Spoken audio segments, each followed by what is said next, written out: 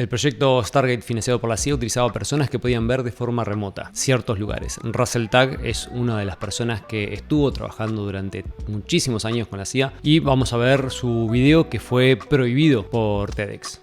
En su presentación obviamente comentan sobre el hecho de qué extraño que hayan querido bajar su charla TED. I'm very happy to be here. My name is Russell Targ and I'm a physicist.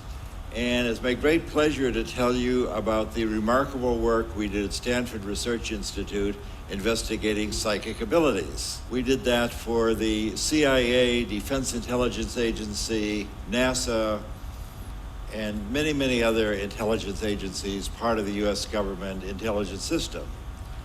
I got into all this as Hay una lista de todos los lugares de inteligencia de Estados Unidos que utilizaron este programa. No es solamente la CIA o la NASA.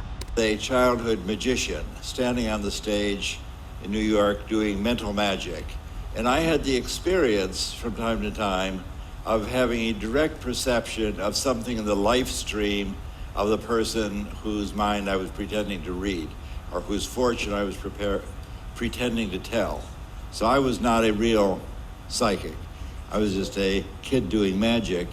But I've now talked to people like Kreskin and Melbourne Christopher, and they said, oh yes, every professional magician knows that from time to time you're given some material and you can then supplement your magic trick with whatever ESP comes to you. Esto se refiere a las habilidades como poder canalizar información. Son estas habilidades que tienen las personas y los magos, es verdad que lo potencian, que es simplemente a veces mirando a una persona, cuando uno está en un equilibrio muy importante a nivel personal y logró desarrollar ciertas habilidades, podemos como obtener información de la persona que tenemos adelante. There are many magicians who do that, as we know. But I was not doing magic for the CIA. As we know, the CIA is not easily amused, and we were trying to do the real thing for them. The work we did at SRI involved things like finding a downed Russian airplane in North Africa with code books on it, locating a kidnapped American general in northern Italy. El avión que encuentran, que cae, es uno de los eventos más importantes que despega por completo lo que es este programa que utilizó la CIA. Looking into a Soviet weapons factory in Soviet Siberia, describing the construction of a huge Soviet submarine in northern Russia. And we even looked on a Chinese atomic bomb test 3 days before it was scheduled to go off and described correctly that it was going to fail. So we did quite a lot of useful things for the government during our 23-year program. Y no es poca cosa el hecho de poder describir dónde va a ser un evento, cómo iba a suceder el evento y los errores que iba a tener el evento. No es una simple información de parecería que va a caer algo blanco y sí, después cae una bolsa de nylon blanca del cielo y dice, viste, yo te dije que iba a caer algo blanco. No, esto es algo súper preciso. The ability we're talking about is a natural psychic ability that we all have in spite of what you may have heard to the contrary. People can quiet their mind and describe and experience what's happening in a distant place or in the future. And this has been talked about for thousands of years. Buddhists have a vast lore about what this is and how to do it and why it's desirable. And I'll try and talk about that later. Por ejemplo, el hecho de despertar la visión mental, que es un poquitito más difícil todavía que la visión remota. En esas prácticas es muy normal tener esto de la visión remota, poder empezar a ver lugares a la distancia, pero se requieren habilidades previas. Tenemos que realizar distintos tipos de técnicas para poder encontrar ese equilibrio a nivel interno y que eso se despierte más rápido, pero como él dice, cualquiera lo puede hacer. The ability allows you to quiet your mind and describe and experience what's happening in the future, and you can do that independent of the distance. The most interesting thing that we found as physicists is that it's no harder to describe what's happening in Soviet Siberia 6,000 miles away than it is for you to describe the funny object I have in my pocket. 6,000 miles away does not decrease the accuracy or the reliability as compared with something nearby. Looking into the distance is no harder than looking at a contemporaneous event. And that's why this is called a non-local perception. Not quantum mechanical particularly. It pertains to the fact that we live in a non-local space-time described as scientifically, most recently by Schrödinger in the 1920s, and then proved in the 1970s and 1980s. So the idea of non-local connections is not New Age. This is accepted in the physical community. The hottest topic in modern physics is exploring non-locality. It was described originally by the Buddhists 2,000 years ago, but modern physics has finally caught up. The leaders of the program that we had at SRI are all physicists. The physicists are taking over what used to be called parapsychology. The three leaders of the program were myself and Hal Puthoff, who are both laser physicists, and Ed May, who is a nuclear physicist.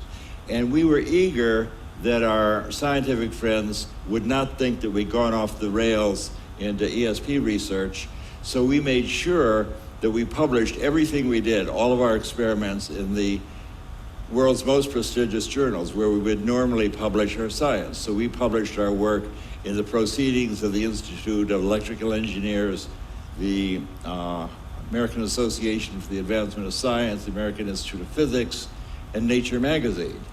So this is not, I just want to emphasize that at the time we were doing this work, this was mainstream, written up in the New York Times, published in the premier journals in the world.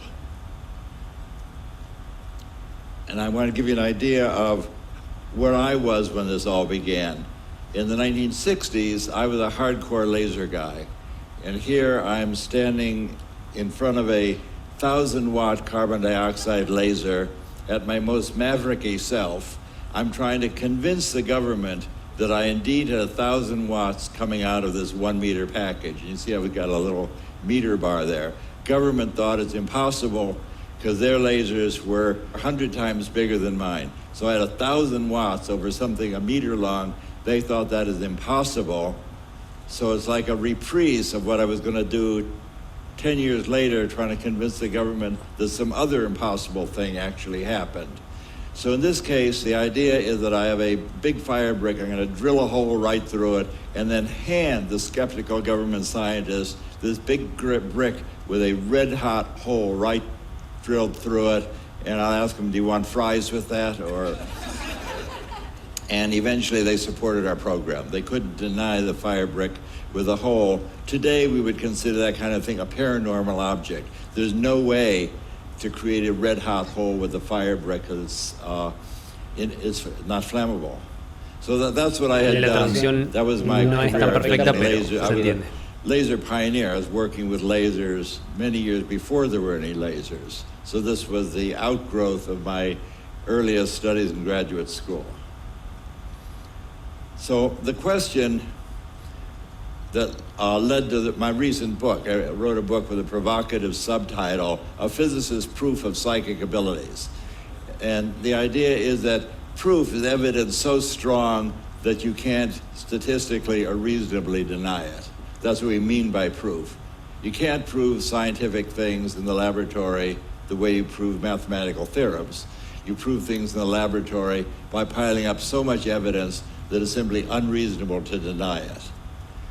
So here we are in our laboratory, 1973. There's Pat Price in the middle. Pat Price was one of our great, great psychics. He was police commissioner of Burbank and retired. He's playing here with an ESP teaching machine that was the basis of our first NASA program. My idea was, can you offer feedback and reinforcement and help people improve their psychic ability with a little random game where you have to guess which picture will be illuminated? The answer is yes, you can learn. And the great good news for you today is that game is now available as a free application for your iPhone. So I posted that as a little gift. It's called ESP Trainer, and you can just download it and have it on your iPhone. It'll ring a bell when you get the right answer and show you a pretty picture. Si te cuesta encontrar el programita o la app, mandame un mensajito y te mando el link para que puedas descargarlo en tu teléfono. Esto es una app que te permite como hacer pequeñas prácticas en base a lo que es la precognición y visión remota. So that's Pat Price. Price was an extraordinary psychic. He lived in a psychic bubble. He was an inspiration for me as to what ESP looks like in an evolved person. We were once called by the Berkeley Police Department where Patricia Hearst was kidnapped. And they said, we're so desperate, can you help us with your ESP program? It shows how desperate they were. And Pat Price and Hal Puthoff and I drove to Berkeley, and Price said, let's see your mug book. He's a no-nonsense guy, had been in lots of police stations. I want to see the picture book with all the usual suspects. He turned the page after page, and said, that's the guy, that's the ringleader. And he put his finger on Donald DeVries, who was indeed the ringleader. It's extraordinary. But they learned that only 2 weeks later. The police said, well, can you tell us something right now that'll help us? And Price said, would you like to know where the kidnapped car is? And they said, you're kidding. He said, well, so if you drive about 50 miles north on Bayshore Free on Highway 101, the kidnapped car is a white station wagon. It's on the right, parked by a diner across from two large white gas storage cylinders in the pedestrian overpass across the freeway. And one of the detectives said, well, I know where that is. That's on my way to my home in Vallejo. 20 minutes later, they had found the car, and there are still cartridges rolling around on the floor of the car. That's as close to magic as I've ever seen in my 20 years in the laboratory. The other folks there are Bob Monroe. La historia está para buscarla en internet y encontrarla sobre ese evento, ese suceso, que es increíble. Who wrote about journeys out of the body, how to go. O sea, acá estamos hablando de que una persona pudo encontrar a alguien que habían secuestrado, le había identificado los autos, había dicho, y todo esto es registro policial y registro que también tiene el gobierno de Estados Unidos. From remote viewing to an out-of-body experience, but that's outside our schedule for today. And I'm on the right 40 years ago. Una de las cosas que pasa es que al despertar este tipo de habilidades se despiertan muchas otras, entonces por eso es que dice que está fuera de... Porque si se pone a hablar sobre eso tendría que dedicarle una conferencia entera solamente a viajes, lo que nosotros llamamos como viajes astrales. And what that shows is that if you live long enough, you get to do a lot of interesting things. So this is the first in a series of experiments we did over a course of a decade, and it's basically what convinced the CIA to give us money. That is what we played is a kind of psychic hide and go seek. And all the pictures I'm going to show you are like this, so I won't reiterate. The way it works is Pat Price, or the psychic of the day, is in a shielded room, electrically shielded room with me. And Hal randomly is sent to an undisclosed location, random target picked by the lab director.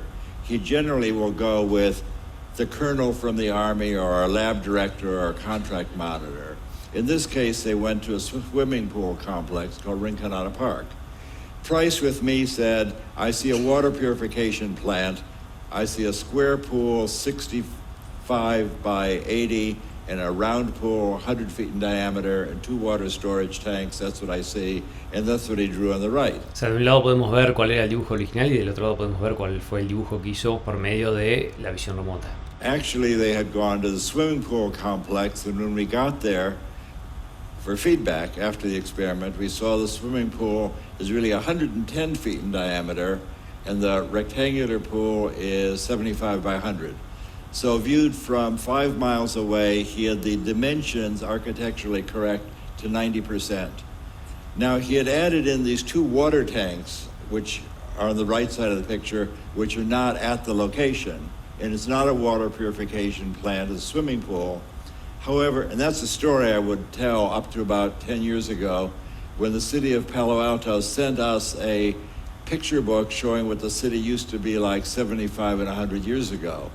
75 years, the psychic ones know what the answer is going to be already. 75 years ago, this was a water purification plant, and the tallest thing in the city of Palo Alto were the two water tanks I show at the top and Price drew at the left.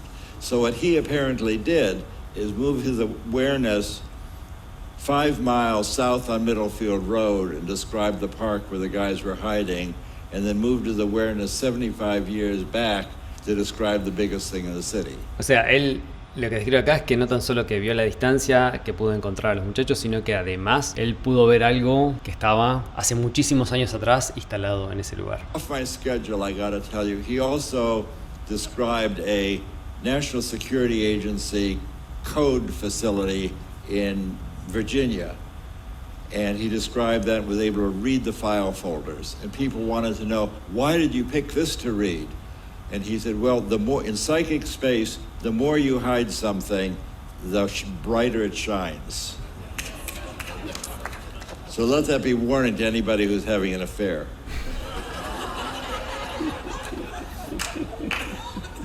So the demonstration of ability test that we had from the CIA, John McMahon, who's head of the CIA, said to us, you guys are wasting your time looking at swimming pools and churches.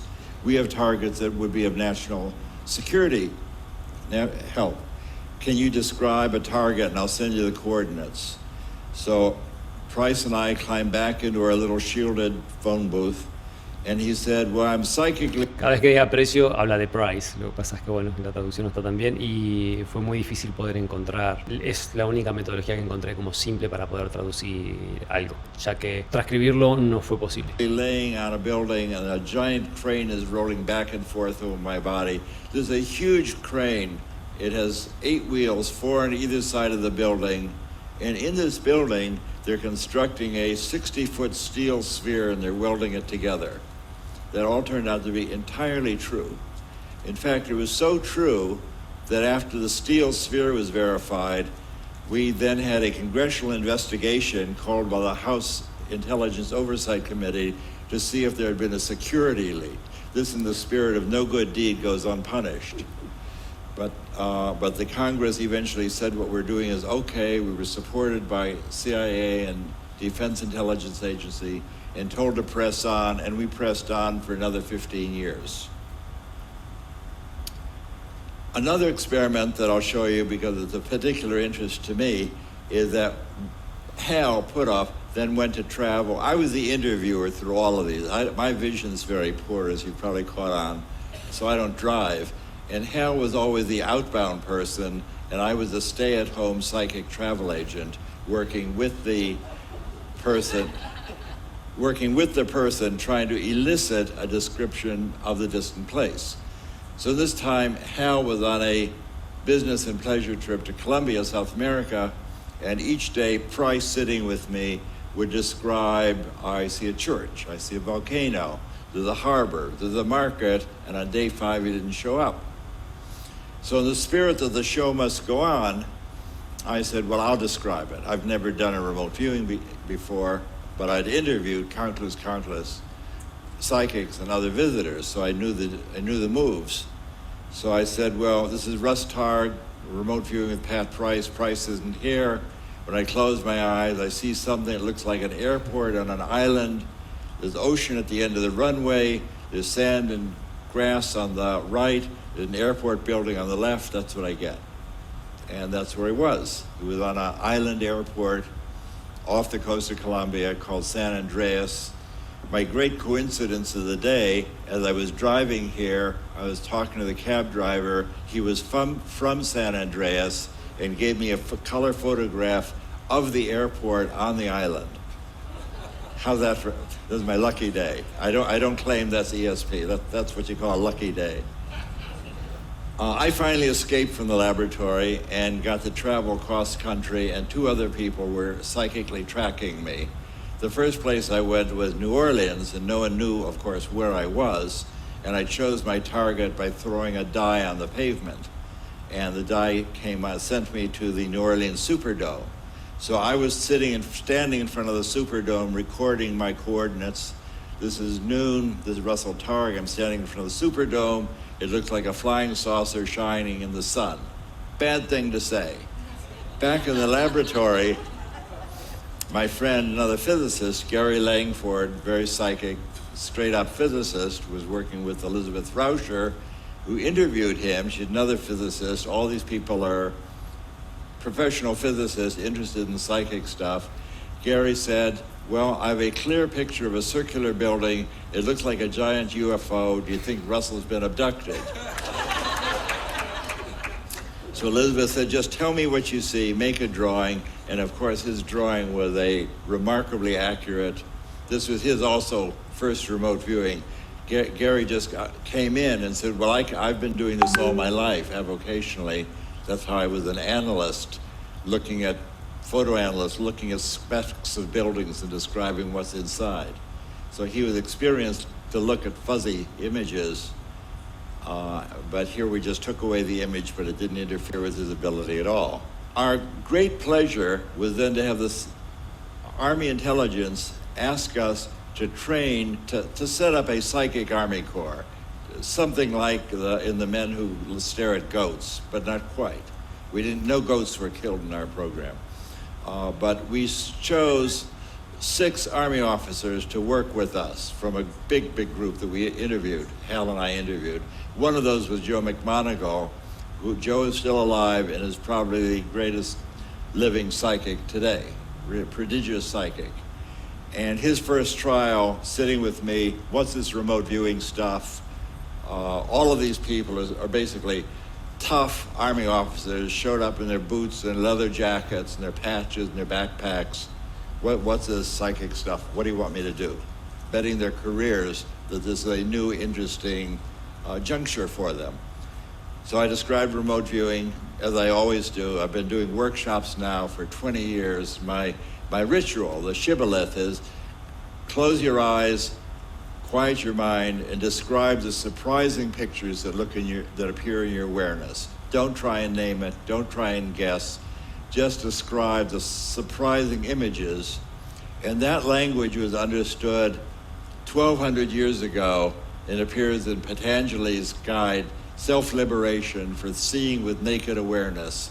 If you want to move from suffering and conditioned awareness to freedom and naked awareness, sit down and shut up and quiet your mind, stop naming, stop guessing, and you're on your way. So that's what I'm still telling people following the 1,200-year-old guidebook. As an author, it's very nice for me to see a book still in print 1,200 years later. It gives me courage that my books will be around. So Joe drew this picture. He said he and his colonel went with Hal Puthoff. And Joe said, I see a building with stripes in front and a long portion behind, a little fountain. He drew what was there, and of course the judges had no problem matching that. With our 6 Army officers, that I'll describe later, there's 6 people who had never done this before.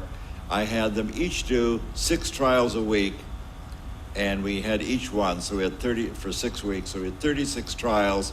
You'd expect them to get 6 first-place matches by chance. We got 19 first-place matches, and they set up the Psychic Army Corps and ran another 15 years. They had 30 people on the East Coast working in tandem with the SRI group. So this is Hella Hamid, the funny story with her. Hella is my dear friend for 2 decades before the SRI program. And they said, well, Pat Price is a fantastic psychic. Ingo Swann is the one who taught us how to do remote viewing. We want to see what a control person is. CIA said, what does an ordinary person do? Well, Hella's not exactly ordinary. She's a woman of the world, speaks many languages, professional photographer, but she thought it would be very amusing to be hired as a psychic of the various things that she had done in her life. So she came to work with us. The bottom line is she became the most proficient and most reliable person in the program for the decade, our control subject. Her first trial with me, as you catch on now, we're sitting in a shielded room. Hella says, when I close my eyes, what comes into my view is squares within squares within squares. That's what Hal Puthoff sees, and he was at a pedestrian overpass. Hella's 9 trials were even more significant than Pat Price's 9 trials. In Price's, the judge guessed 7 of them first place match. What that means is that if Hal Puthoff had been separated, had been kidnapped 9 times in a row, Price would have found him 7 out of the 9 times the first place he looked. Very remarkable. So here's Hella Hamid and Ingo Swann. Eso sí es algo sumamente difícil de hacer porque normalmente uno de los problemas de la visión remota es que los porcentajes andan entre un 30 a un 25%. Pero hay personas, como está comentando él, que tienen esta habilidad de llegar casi a un 90%, entre un 80 y un 90%, que es muchísimo. Ingo taught us all how to do remote viewing. The way it worked is that Ingo taught Hal and me how to do remote viewing. Hal and I taught the 6 Army officers. The Army officers taught the world. So if you look at Google right now, we're still up on Google, and search for remote viewing, you'll find more than 2 million pages dealing with remote viewing, operational things to do with remote viewing. 2 million pages is quite a lot of pages for something that many people don't think exists. So at the end of the decade, reason for showing this is people get better in remote viewing. There's no decline effect. So at the end of the decade, we're still doing experiments with Hella, who's a kind of technophobe. She can change the batteries in her light meter, but she's a non-technical person. She finds physicists very amusing in their unworldly ways.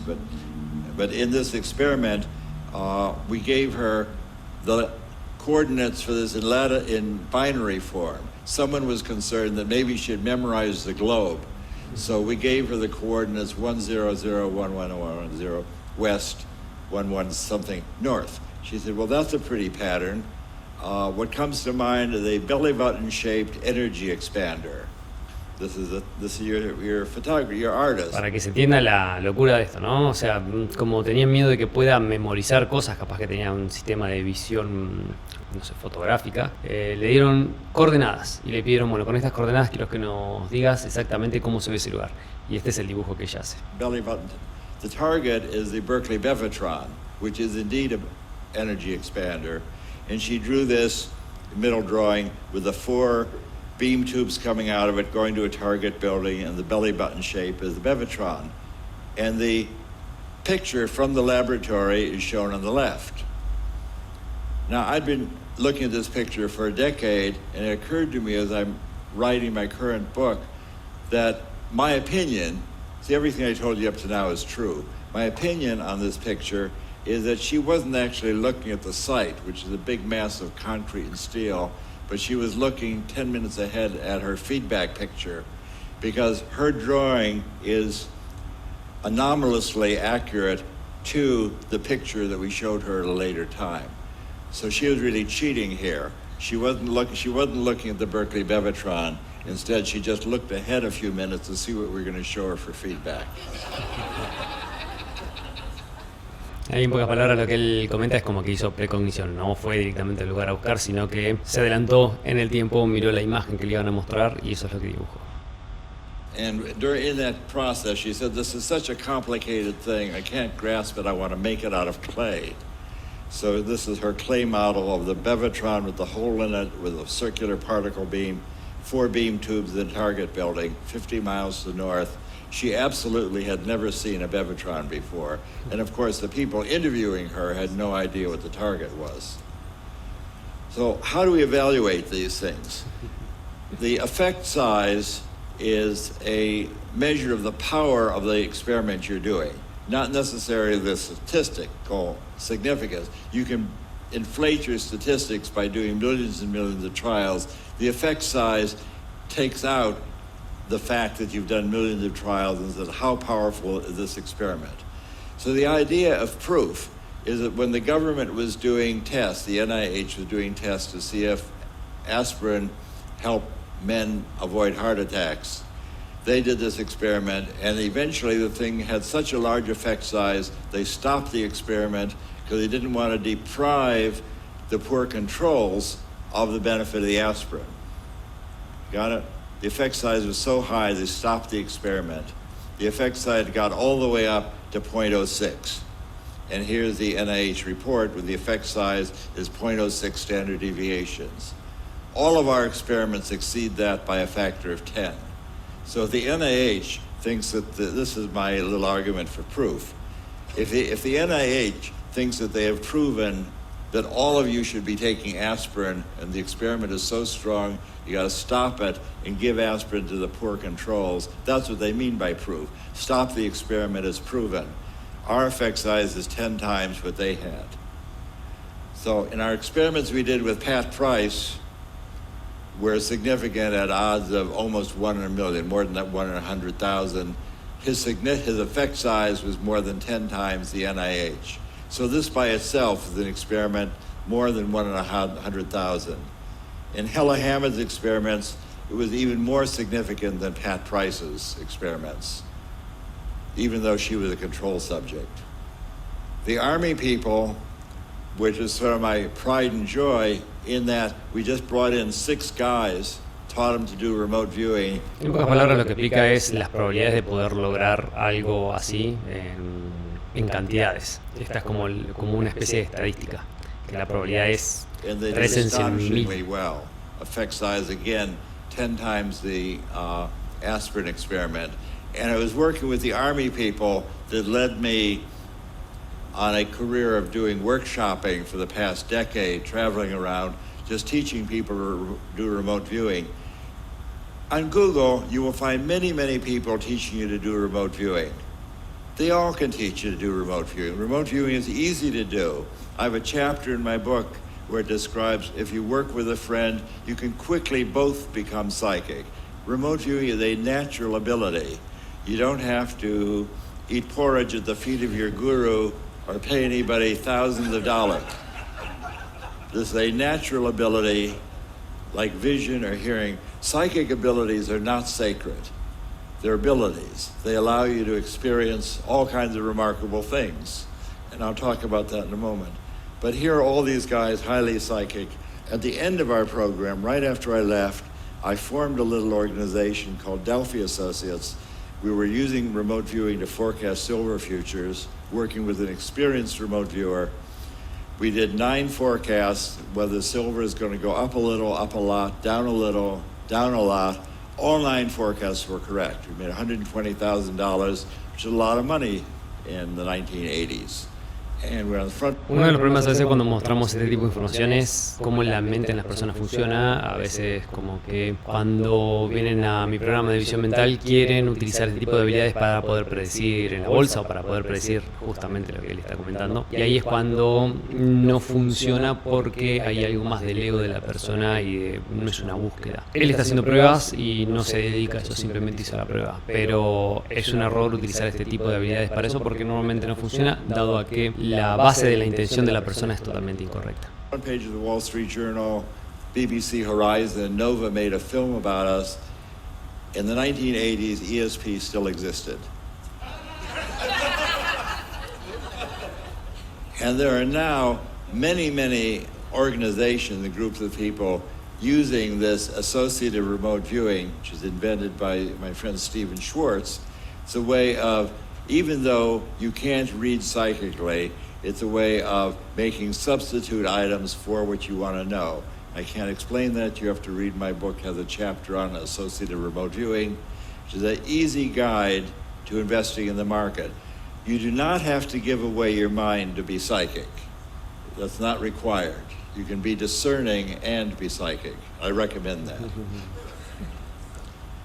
So you have to decide now. I've given you a sample of what we did during the first decade of SRI. We did experiments for the government. We did operational things, finding all sorts of, even looked in on the American hostages in Iran, and described that one was going to be evacuated because of illness. So you have to decide, is the statistical evidence from our experiments at SRI strong enough to make you think that something like ESP really exists? Or do you think it was just our lucky day and we were successful in fooling the American intelligence establishment for 23 years and lived to tell the tale? So you get to decide which of those is more likely. Now, you can use remote viewing these days to find your car keys. We just had an example of using remote viewing and not finding the car keys, and that happens also. Or you can find a parking place, even in Los Angeles, and we were exemplary successful doing that yesterday. Esto es una práctica que se suele utilizar en lo que es el método Silva para poder encontrar estacionamiento. So you can find your car keys, find a parking place, you can make money in the stock market, and my opinion is that the most important thing you can do with remote viewing is discover who you are. Now, it's important for me to tell you that remote viewing is not a spiritual path. But if you learn to quiet your mind and move your awareness into timeless awareness, you are likely to begin to experience things that surprise you, give you another view of reality. For example, If you look in the mirror in the morning and think that who you see in that mirror is who you really are, you're in for a lot of suffering, in my experience. My opinion is that who you really are is non-local awareness, independent of space and time. You are that awareness that allows you to move your experience, to move your consciousness, to move your perception anywhere in the world, independent of space and time. And this was described in great detail, as I mentioned, by the great Buddhist teacher Padmasambhava in the 8th century, where he said, you have to give up your desire to name things and grasp onto them and guess what they are, because in the universe it's really empty of names, as you may have noticed. But you can give up your desire to defend your ego and what it says on your business card in conditioned awareness. And if you think that you may not be made entirely of meat and potatoes, then you can move your awareness into naked awareness, experience the universe as it is, and find a transcendent way to experience the world. My invitation for you is to explore this transcendent place, and then as a scientist next year you can come back and tell us what you experienced. Thank you. Creo que la charla es increíble y deja un mensaje excelente al final. Si nosotros logramos aquietar la mente, podemos conseguir grandes beneficios a nivel personal. Y creo que lo lindo de este tipo de mensajes es eso mismo. Puedes pensar el día de mañana que la inteligencia artificial puede llegar a reemplazar tu trabajo, pero la realidad es que lo que puede lograr la mente humana es muchísimo más grande que cualquier cosa que aparezca en nuestro futuro. Así que espero que por lo menos intentes practicar lo que es aquietar la mente, lograr la neutralidad y probar cómo se siente tener una vida de muy buena calidad. Seguime para más consejos de mentalidad.